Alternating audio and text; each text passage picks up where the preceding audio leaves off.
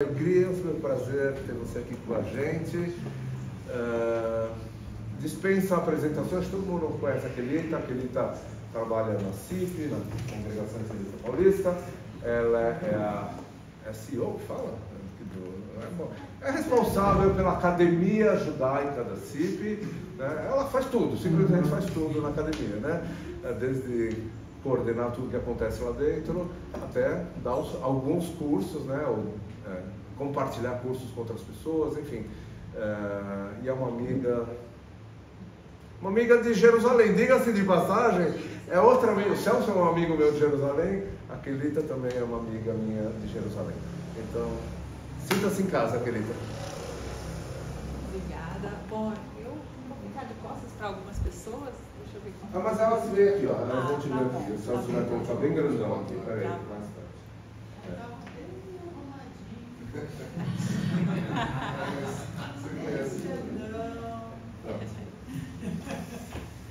Bom, vou começar com uma pergunta. Quantas vezes a gente deve pedir por liberdade? Quantas vezes vocês acham que a gente deve pedir? Até conseguir. Infinita. Você contou? Pode parar. Nas paraxias. Então, hoje tem 484 dias que os reféns estão, a gente tem, nossos irmãos estão em Gaza, ainda nos túneis de Gaza. Hoje a gente teve mais uma alegria de 3 deles que retornaram a casa e ainda tem 87. É uma montanha russa de emoções, mas a gente não pode desistir de tentar. E aí eu vou trazer alguns exemplos aqui de quem tentou e quem desistiu de tentar em algum momento. Então, voltando lá na história de Abraão, Sodoma e Gomorra, quantas vezes Abraão clamou pela libertação da cidade? 5. Vou fazer uma análise combinatória, né? Eu não sei fazer isso. Eu não contei isso aí. Alguém falou 6. 6? 6. 6? 50, 45, 40, 30, 20, 10. Aí ele parou. Aí ele cedeu. E aí Sodoma e Gomorra foram destruídos. 6. 50, 45, 30, 20 e 10. 45, 40. 45, 40 já. Bom. Tem mais um aí, tem 45, 40. E interessante é que em 6 tentativas ele não conseguiu, não teve sucesso no pedido. Né? Ele abriu mão, foi falado, não, para até aí. No entanto, a gente vê, se a gente voltar lá na história, quando Lot estava saindo e é dito para ele, vá para a montanha, porque daqui para trás tudo vai ser destruído. E aí o que ele faz? Alguém lembra o que ele faz? Ele diz, ao invés de ir para a montanha, me deixa ir para essa cidade aqui do lado. E aí, o que é dito para ele? Ok, pode ir para essa cidade e ela não vai ser destruída. Então ele conseguiu salvar uma cidade com um pedido. Com um pedido ele conseguiu salvar. E aí eu fiquei pensando, qual é a diferença entre um pedido e o outro? O que poderia fazer a diferença entre um pedido e o outro? Talvez seja o fato de que ele se colocou, ele foi para lá. E ele foi o escudo, ele se colocou de corpo inteiro. Né? Talvez se Abraão tivesse dito, ok, precisa de 10, eu vou com a minha turma para lá e a gente completa os 10. Talvez fosse uma saída. Né? Só conjecturando aqui possibilidades, tá? E na paraxá dessa semana, quantos pedidos foram feitos ao faraó para que o povo fosse libertado? 9. Não mais. Foi pelo menos 10, Pelo né? menos 10, né? Pelo Porque menos, já até tinha mais. tido pedido antes de começarem as pragas, né? Chegaram a ter 10 pragas, então chegaram a ter 10 pedidos. E nesses pedidos, somente no último conseguiu sucesso. Então, até quando a gente deve buscar, perseguir a liberdade? Até o último voltar para casa. Essa que é a grande questão. E a gente continua nessa batalha, nesse esforço. E aí, se a gente vai para o livro de Devarim, diz, quando você for fazer guerra em uma cidade, você karata eleia lechalom. Você deve clamar pela paz. Você deve buscar primeiro a paz. E aí, de novo, assim como eu perguntei sobre a liberdade, quantas vezes a gente deve clamar pela liberdade? Se a gente olha o texto e a gente fala, a gente deve clamar pela paz antes de fazer a guerra. Quantas vezes a gente precisa clamar pela paz, oferecer a paz antes de fazer a guerra? Isso o texto não diz. Então é muito cumprir a lei. Eu escutava meu colega falando sobre alahá, né? Cumprir a lei, cumprir o texto, cumprir o judaísmo, né? Não é uma questão simplesmente matemática. E não é uma questão de cumprir o texto, porque uma pessoa pode ter pedido uma vez, não tive a paz, vou fazer a guerra. Então é bom com trilha sonora. Música de criança. Então, aí entra outra questão. A gente faz o pedido, a gente busca e a gente insiste. E do outro lado, o que move? O que faz mudar, uma pessoa mudar de opinião? O que faz o outro se sensibilizar com o clamor, com o pedido? E na paraxá desta semana diz que Ani irbadeti et libo, e eu endureci o coração do faraó. Aí fica um pouco complexo, né? Porque a gente está procurando a liberdade, a gente está procurando a paz, mas do outro lado tem um coração endurecido. E como que a gente faz para amolecer esse coração?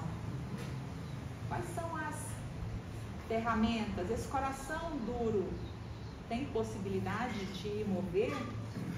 E ainda, com a problemática, que história é essa de que Deus endureceu o coração? Ou seja, Deus queria que o povo saísse ou não queria que o povo saísse? Né? Por que o coração do faraó foi endurecido? E isso é uma questão que chama a atenção, né, de muita gente, dos sábios, em muitos momentos já foi perguntado sobre isso. E aí, novamente, quando a gente volta ao texto, a gente volta a repensar as perguntas que nós já fizemos e a fazer novas perguntas. E aí eu lembrei de um midrash da criação do ser humano em Bereshit Rabbah, que diz que quando Deus foi criar, Deus já tinha criado todas as coisas e foi criar o ser humano. Então se reuniu o conselho celeste com os anjos, e aí Deus perguntou: e aí, criamos ou não criamos o ser humano? Começou uma discussão ali, e um zum entre os anjos, e até que a bondade vem Hesed vem e diz: criemos.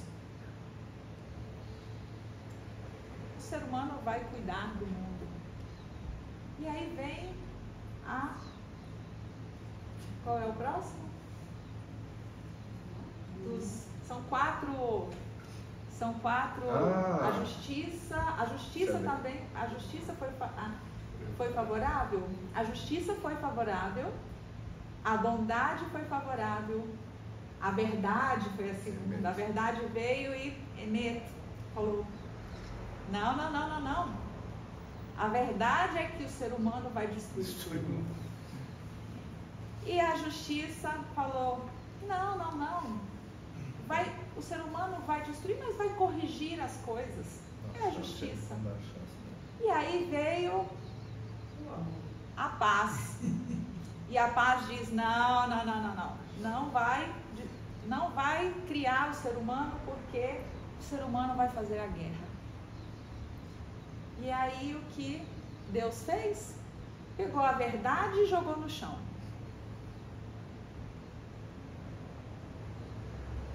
A verdade está com a gente aqui.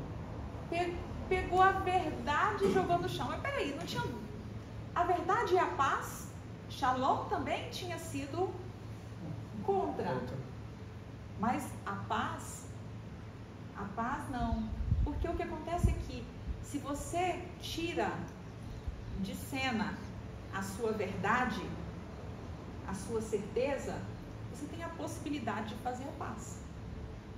Porque muitas vezes a gente está certo, e a gente está tão certo que a gente não abre possibilidade para ouvir a verdade do outro. Então, quando o faraó, quando diz que Deus endureceu o coração do faraó, talvez uma explicação, uma alternativa para a gente entender isso, menos intervencionista, talvez seja pensar que o faraó também foi criado pelo ser humano, por Deus, também foi criado como nós, é a mesma criação, com o mesmo potencial de se mover ou de endurecer. Então, se ele se posicionou contra, foi Deus que colocou isso no coração dele? Bom, foi Deus que fez o coração dele? Então, de alguma maneira, sim, ele fez uma escolha por ter esse coração endurecido. Mas se a gente for para a palavra irbadeti vem da mesma raiz de kaved. Kaved é pesado, um coração pesado. Um coração pesado, tão pesado que não o deixa mover nenhum milímetro da sua posição. E às vezes a gente se coloca nesse lugar também da nossa verdade e a gente não arreda o pé, não se move.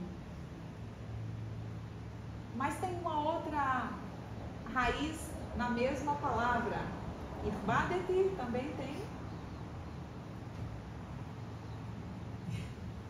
kavod, honra. Não se mover, porque isso pode ferir a minha honra. Eu não sou movido, eu sou o faraó, então ninguém me move porque a minha honra está acima de tudo. Quantas pessoas que antes ainda estava no texto da lei, né? Matar o crime de honra, né? Matar em nome da honra. Até que ponto chegamos em nome da honra? Porque a nossa verdade está lá. Então, às vezes, a gente precisa pôr a nossa verdade, jogar no chão, para poder a gente abrir um espaço, mesmo que momentâneo, de paz, e a gente poder ter novamente espaço para clamar pela liberdade. Moisés foi até o ponto que o nosso colega falou, até quando a gente deve pedir pela liberdade? Até conseguir. E ele foi até conseguir. E aí nascemos nós como povo. Se ele tivesse desistido, talvez tivesse sido aquela parte da criação, aquele voto, o voto contra, né? Pela não criação do ser humano. E a gente hoje tem a possibilidade de fazer escolhas, e a gente pode escolher manter na nossa posição, manter a nossa honra, continuar pesado, né, sem arredar o pé, sem se mover, mas a gente perde a possibilidade de reunir todo mundo e a gente está novamente como a Israel. Família, completamente. Família. Então essa eu acho que é a mensagem que é a Parashat Bo. Mais uma questão, só uma última, de pensar que o nome da Parashat Bo. Bo, venha. Ler, não é ler, ele parou. É Bo, ele parou. Então, onde que estava Deus? No farol? Junto com o farol? É o que Bom, dá para entender. Um lugar por ali. O texto tá. A gente olha para o texto e fala: peraí, Deus está mandando Moisés vir até o faraó. Então, Deus está falando com Moisés de onde? Daquele lugar. Né? Deus não estava lá fora e falou para Moisés ler, ele parou. Então, às vezes, esperamos que também seja dessa forma, que também Deus esteja do lado de lá em Gaza, agora, cuidando, né, dos nossos reféns, cuidando também das pessoas em Gaza, para que a guerra possa realmente não ser só uma trégua, que ela possa realmente ser duradoura, que possam voltar para casa de casa e que Gaza consiga se reconstruir sem o Hamas, sem terrorismo, mas na lista de prioridades, primeiro trazer os nossos, depois a paz, e não inverter, e não fazer a guerra primeiro e os reféns ficarem na última ponta da lista de prioridades. Shabbat Shalom. Shabbat Shalom.